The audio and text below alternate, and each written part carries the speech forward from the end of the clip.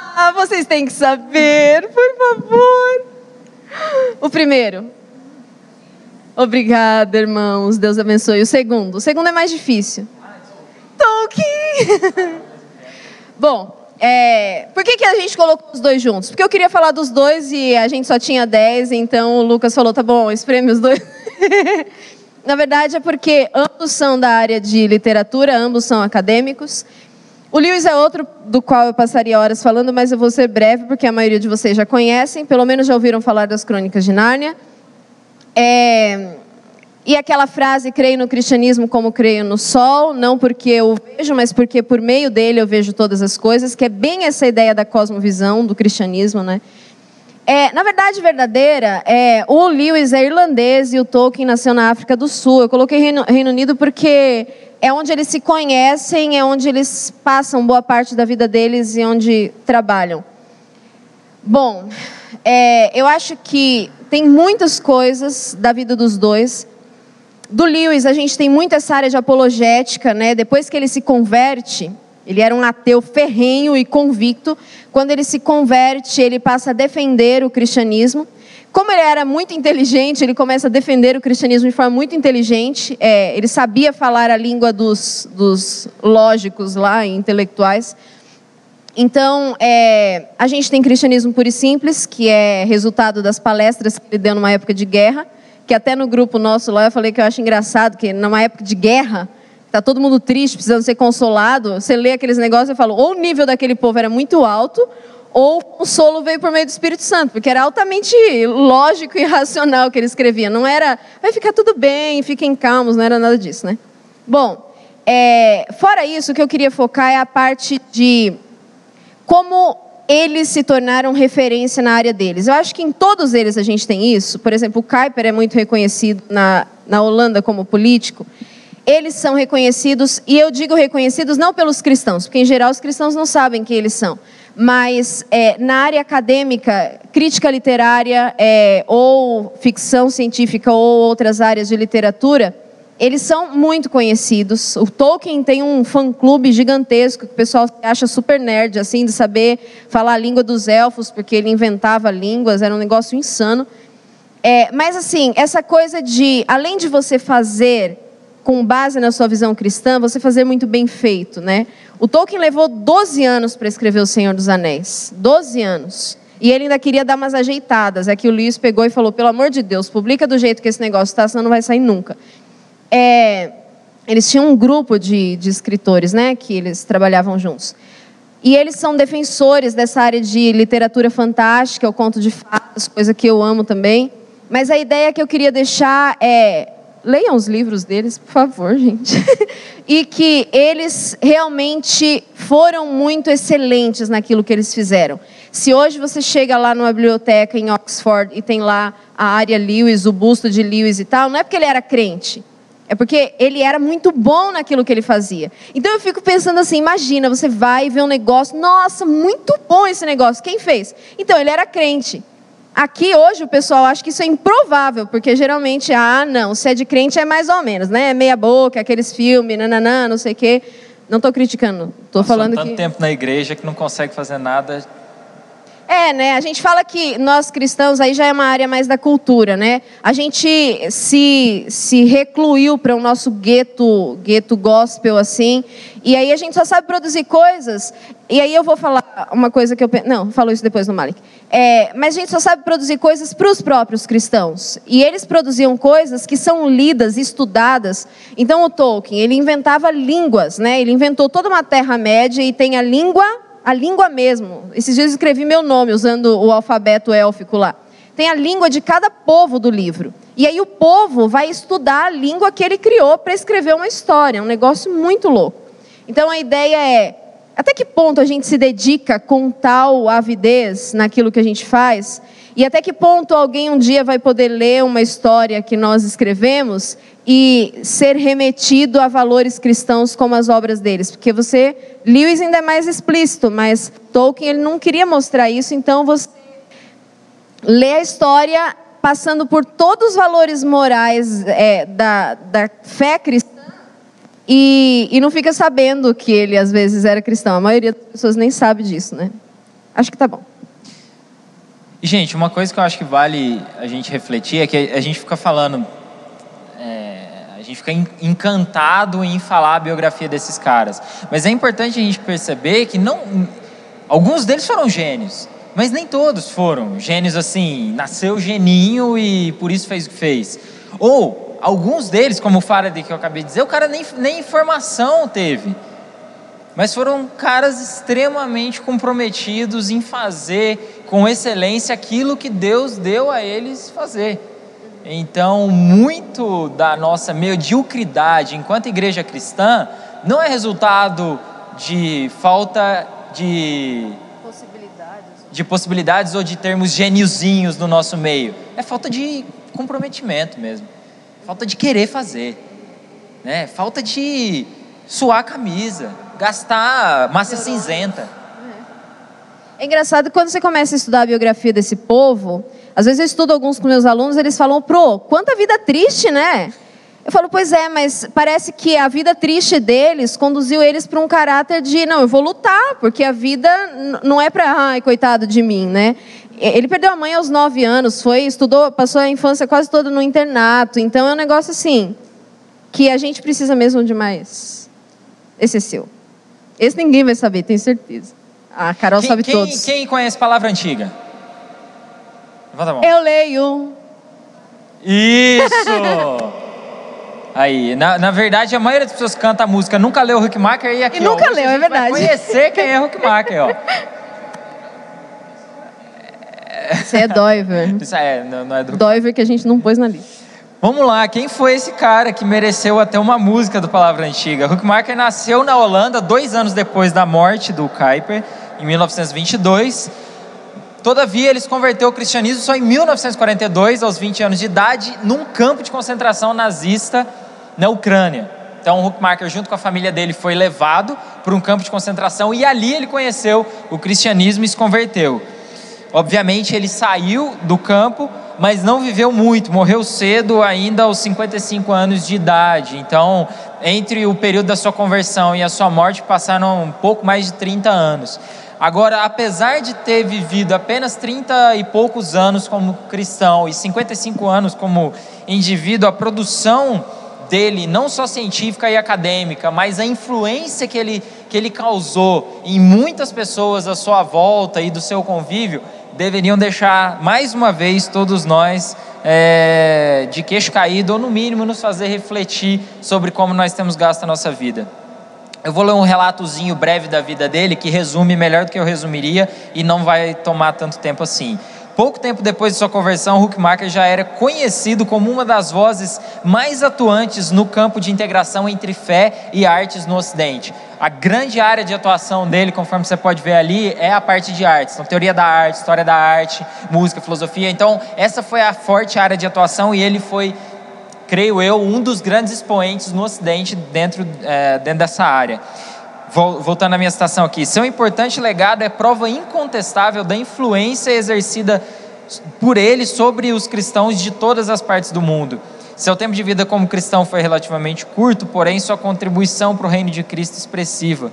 Ele deixou dezenas de livros publicados, abordando o tema das intrincadas relações entre arte, cultura e cristianismo, e centenas de artigos publicados em revistas especializadas na Europa, nos Estados Unidos e no Canadá.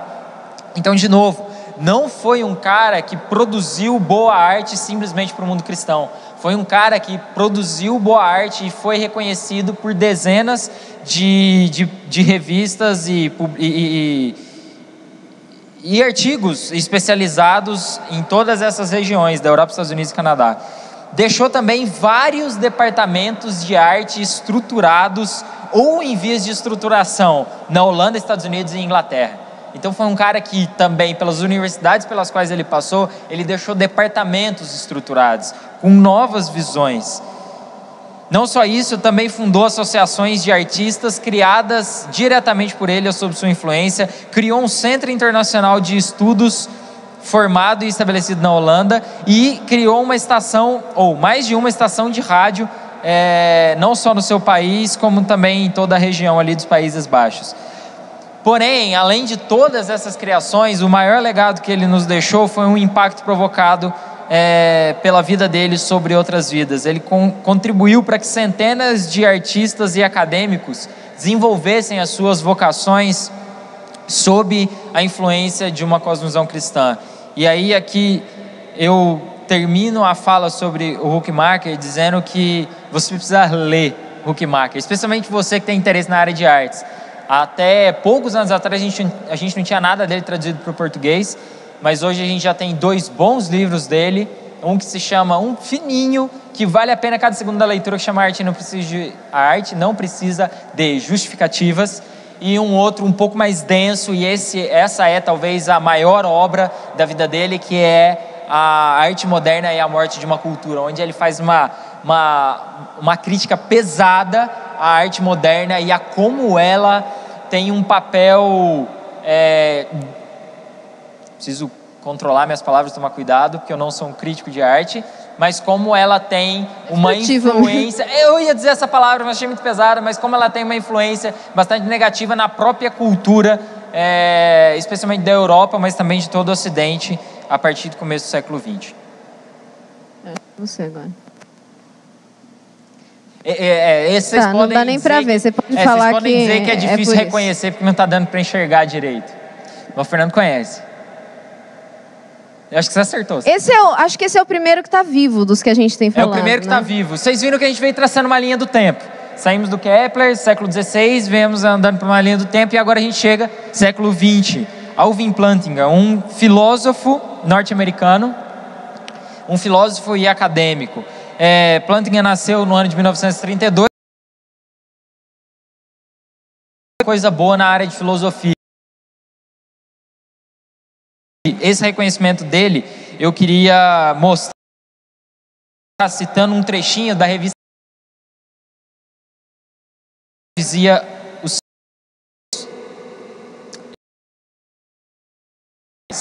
banido do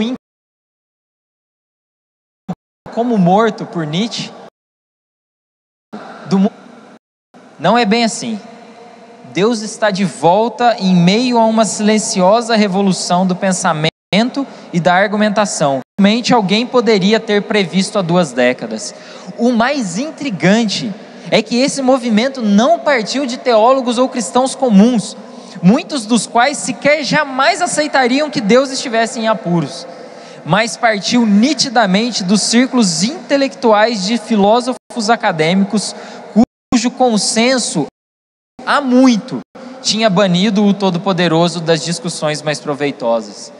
Então você tem aqui o testemunho de uma revista não cristã, lendo o que está acontecendo nos círculos acadêmicos dos Estados Unidos no começo da década de 80 e falando, tem cristãos influenciando a academia e os departamentos de filosofia de uma tal forma que ninguém poderia prever até há poucas décadas atrás.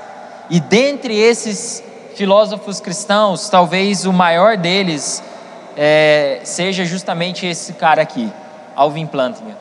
Então, para aqueles que têm interesse na área de epistemologia do conhecimento, na área de filosofia, leiam ele. Também tem coisa boa dele publicada em português. Vi inclusive 2 livros dele aqui embaixo hoje, na livraria. Né? Já foi embora os livros. Já foram? Tá, enfim, tinha. Mas tem um sobre o problema do mal e um sobre o conhecimento de Deus, ambos de Edições Vida Nova. Coisa pesada, coisa densa. Mas, de novo, alguém que entendeu ainda no começo da sua vida, e a gente estava conversando sobre isso mais cedo, alguém que entendeu ainda no começo da sua vida que a fé cristã tinha algo a dizer sobre tudo. E aí ele falou, bom, eu sou um filósofo, o que a fé cristã tem a dizer sobre isso? E ele foi atrás. E ele se tornou um dos maiores expoentes. Esse cara é reconhecido nos Estados Unidos, esse cara é reconhecido nos departamentos de filosofia no Brasil. Se você perguntar, eles sabem quem ele é. Então, enfim, a gente precisa ter mais gente assim. Acho que só a Carol vai saber. Quem mais falou? A Ana Nígia. Ô, gente, o Malik, até quando eu estava escrevendo, eu coloquei esse ilustre desconhecido, porque o Malik é assim, Bom, para quem estuda a área de cinema ou para quem se interessa por cultura e tal, ele é alguém que produz filmes muito conhecidos e, em geral, ou muito amados ou muito odiados. Mas ele é conhecido como diretor, Terrence Malick. É dos Estados Unidos também. Agora, ele detesta com veemência qualquer tipo de exposição. Então, essa foto é uma das únicas que se tem dele. São poucas mesmo. Ele não vai... ganhou o prêmio da Palma de Ouro do quem não sei o quê. Ele não vai na premiação, ele não dá entrevista. Então, eu vou focar nada na vida pessoal dele, porque eu sei muito pouco. Só sei que ele chegou a estudar filosofia. Depois ele teve uma discussão bravíssima com os orientadores e professores, porque eles queriam que ele levasse para um lado e ele não queria, provavelmente alguma questão até teológica, talvez. Ele é católico. Enfim, e aí ele foi para a área de arte, de produção de cinema. Um dos filmes dele, e aí eu quero ler o que eu já postei hoje no Face, um dos filmes dele que ficaram mais conhecidos foi A Árvore da Vida. Antes tiveram vários... Ele demora muito, então acho que de The Thin Red Line até A Árvore da Vida foram 5, 6 anos de espaço, alguma coisa assim. E aí, por que eu pedi para colocar ele? Porque me impressiona muito como é que alguém consegue fazer um filme que é passado nos cinemas. E aí eu quero fazer uma distinção, é isso que eu ia falar antes. Tem Quarto de Guerra, que eu quero ver, que eu já ouvi falar que é muito bom, sobre oração. Tem Desafiando Gigantes, tem o Desafio do Amor e tal, que são os filmes feitos pelo pessoal da Igreja Batista lá dos Estados Unidos. Mas esses são filmes, essencialmente, ou para cristãos, ou para quem está sendo evangelizado. Você fala, vê esse filme aqui, porque é óbvio que é linguagem de cristão, tem oração, todo mundo junta, e tem a cruz e tal. O Malick, ele conseguiu uma façanha, que eu acho, nos dias de hoje, porque isso antigamente era muito comum. Você pega Rembrandt e tal, mas que é produzir uma arte com não são princípios não, mas com questões religiosas, mas ser um negócio tão bom que todo mundo assiste, nem que seja para falar que o negócio é ruim. Então, A Árvore da Vida é um filme que foi muito comentado. A maior parte das pessoas foi para o cinema no meio do filme, desistiu, saiu, foi embora. E aí, para quem fez isso, que está aqui, eu sugiro muito ler duas coisas. Um é um artigo do Guilherme Carvalho, lá do Labri, explicando o filme. E o outro é um artigo do Zeca Camargo, da Globo, falando sobre o filme. Eu acho que a questão é assim, e até o Zeca Camargo fala, se você não teve paciência, lê o que eu estou falando e depois assiste de novo. Porque ele fala até assim, se você não teve paciência para ver os dinossauros, você também perdeu a questão da compaixão do filme. Se você não teve paciência para isso, você também perdeu isso. A questão é que o Zeca Camargo, eu vou ler o que ele escreve, tá? Que é melhor. O filme mexeu tanto comigo que me fez reconsiderar até mesmo minha posição com relação à fé. Ela é um pouco complexa e indefinida demais para eu poder dividi-la hoje aqui com você, mas apenas para continuar a discussão, digamos que eu já tinha resolvido que a fé era uma coisa que não faria parte da minha vida. Mas aí chega Malick e me reapresenta a graça divina como o único amor que de fato pode nos salvar. Como não me sentir cutucado com isso? As perguntas que Jack e eventualmente seu pai e sua mãe colocam ao Criador são longe de ser tolas ou simplesmente retóricas. São pontuais e indispensáveis para nos fazer pensar na cena que estamos vendo e nos provocar por muito tempo depois que saímos do cinema. Então, esse é o tipo de obra que, embora você tenha claramente ali pessoas discutindo com Deus, que o filme é basicamente isso, as pessoas, em argumentação contra Deus, ele mexe com quem consegue perceber a história por trás do filme. A Carol falou, pelo amor de Deus, você não vai falar de Amor Pleno? Amor Pleno é um filme mais recente dele, não o mais recente, mas um mais recente, que fala da questão de relacionamentos, que eu descobri recentemente que é semi-autobiográfico o filme. É que eu não gostei do filme, por isso que eu não ia falar dele, mas a Carol gostou e ela acha que os valores ali precisam ser colocados, porque ele questiona essa coisa de relacionamento... Como se diz? Descartável, né? Essa coisa de uma pessoa, outra, fidelidade e tal. A questão é que é isso que eu estava falando naquela hora eu falo que a gente tem o hábito Conde de Sarzedas, assim, que é o nosso gueto, onde a gente vai e acha coisas, sapatos de crente, gravata de crente. O Marcos ama Conde de Sarzedas, desculpa, irmão, por falar isso na sua frente, mas aquela coisa assim, de nós criamos uma subcultura gospel, que nós assistimos e achamos bonito, legal, porque são valores que a gente tem, que a gente ama, mas que para o não cristão ele olha e fala, tá legal, mas não vai me falar que isso aí tá bom, né? É interessante o que você está falando e tal. Então, acho que o desafio é esse. Como é que alguém consegue produzir um negócio que é tão bom, que todo mundo assiste, todo mundo critica e chega ao ponto de alguns questionarem a sua fé, seus valores e tudo mais. Então, na área de cultura, juntando o Huckmacher, o pessoal da literatura... É engraçado que o Huckmacher nem era artista, né? Ele só era um estudioso da arte. Os cristãos artistas entram em crise direto por conta disso, por conta de valores cristãos em conflito e tal. Mas a nossa ideia aqui foi mostrar um pouco de gente que trabalhou em todas as áreas e que eles produziram coisas a partir da visão cristã. Não é que eles eram bons profissionais e bons cristãos. A profissão deles era diretamente influenciada por toda aquela cosmovisão deles. E segundo, eles eram muito bons naquilo que eles faziam ou fazem. O Malik também está vivo ainda. E eles são reconhecidos. Então, eu digo que o meu sonho é o dia que o pessoal vai olhar e falar, gente, já reparou que tudo que crente faz é muito bom? Tudo que eles fazem, a gente tem que ir lá e assistir, a gente tem que ler, a gente tem que estudar. Tem que ter alguma verdade nisso que eles estão falando. Não é possível que eles produzem coisas tão boas e a gente está certo e eles estão errados. O meu sonho é esse.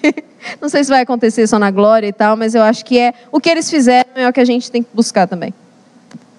Teria mais um, mas eu acho que isso serve de fechamento.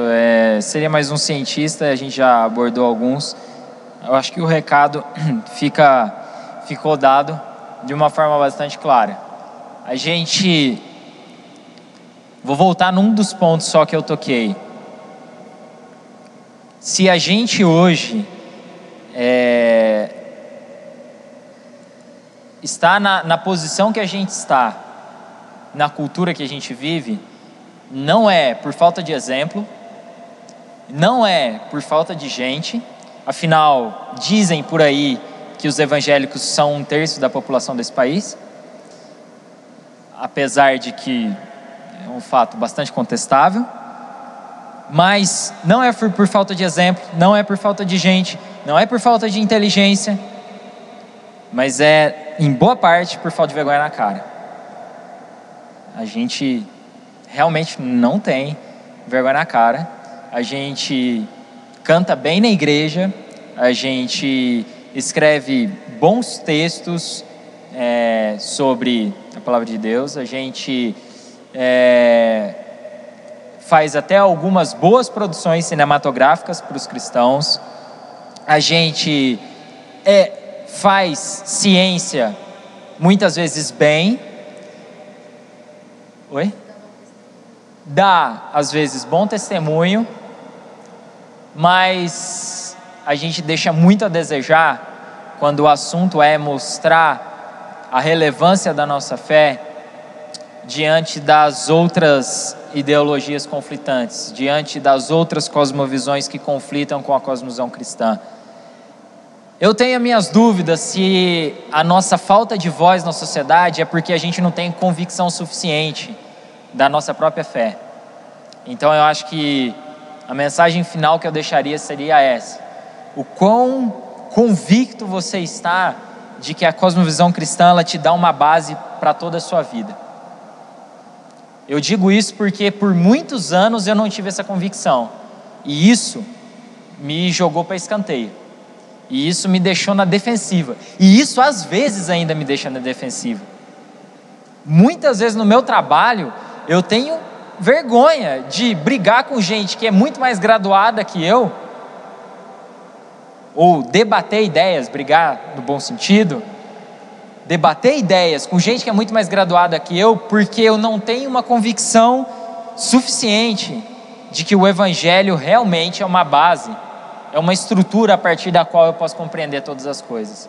Então, o meu desafio final é para que a gente pense um pouquinho. O que hoje impede que o Evangelho se expresse através da minha vida e modifique a realidade ao meu redor? O que está impedindo? São fatores simplesmente externos? Ou é falta de vergonha na cara mesmo? Ou é falta de confiança no poder do Evangelho? Isso. E se vocês quiserem, a gente pode passar uma lista de livro, de filme, que foram as coisas que influenciaram o nosso pensamento e que vem fazendo a nossa mente mudar, de todo mundo que tem entrado para isso, né? Que a ideia é realmente conhecer quem foram essas pessoas. O meu contato foi assim, conhecendo quem foram elas, as obras produzidas por elas, e aí começar a pensar, bom, se eles conseguiram, a gente consegue também. Então, se vocês quiserem depois, vocês podem mandar e-mail ou qualquer coisa, a gente pode mandar para vocês as listas e as sugestões e as dicas que a gente tem.